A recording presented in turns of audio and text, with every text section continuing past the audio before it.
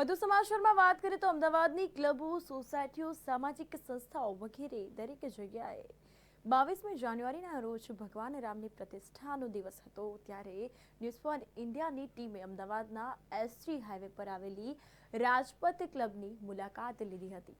તો ત્યાં સવારે 7 વાગ્યાથી ભગવાન રામની વિવિધ ઉજવણી કરવામાં આવી હતી, જેમાં આટલી ઠંડીમાં પણ રાજપથ ક્લબના હજારો સદસ્યોએ ભારે ઉત્સાહથી ભાગ લીધો હતો. વધુમાં અહીંના સ્ટાફે પણ સમગ્ર તૈયારીમાં દિવસ રાત જોયા વગર હજારો ફૂલોની રંગોળી તથા સજાવટ વગેરેમાં ઉત્સાહભેર ભાગ લીધો અને આ અંતર્ગત આ માહોલ જે છે ત્યાં જોવા મળ્યો. જય શ્રી રામ. ભાઈ, હાલ ન્યૂઝ ફોર ઇન્ડિયાની ટીમ આવી ગઈ છે રાજપથ ક્લબ ખાતે. પાછળ આપણે જોઈ શકાય છે કે જય શ્રી રામનું બહુ જ સુંદર જે છે આખું અહીંયા એક કલા કારીગરી દેખાઈ રહી છે. સુંદર રંગોળી જે છે તે કરવામાં આવી છે અને રાજપથ ક્લબના જે મેમ્બર્સ હતા સવારથી જ શ્રી રામની ભક્તિમાં લીન હતા.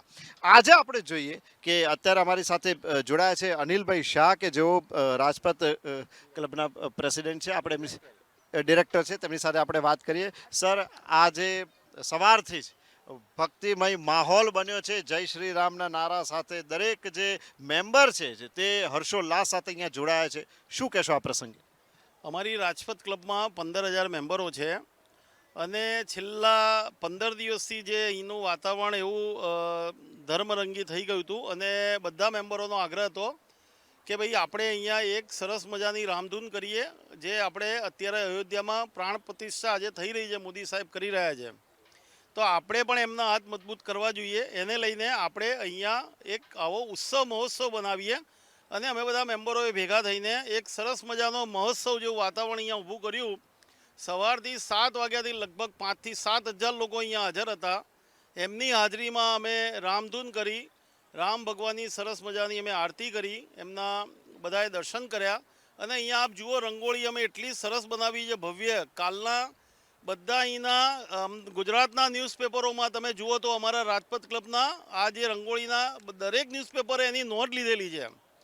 તે પણ અમારા માટે ખૂબ આનંદની વાત છે, કારણ કે અમે અને બીજું કે અમારી રાજપથ ક્લબમાં એક સોશિયલી વાતાવરણ એટલું બધું સુંદર છે જેને લઈને ધર્મ પણ એની સાથે રહેતો હોય છે. એટલે ધર્મનો પણ અમે સારી રીતે અહીંયા પ્રસાર કર્યો અને આવનારા દિવસમાં આપણે આપણા દેશને હિન્દુ રાજ્ય જે બનાવવાની વાતો ચાલી રહી છે એને આપણે સાર્થક કરવાનું છે. બિલકુલ અનિલભાઈ, આપ અમારી સાથે જોડાયા તે બદલ આપણો ખૂબ ખૂબ આભાર. આપણે જોઈ શકીએ છીએ કે ભાઈ રાજપથ ક્લબના ડિરેક્ટર અનિલભાઈ આપણી સાથે જોડાયા હતા.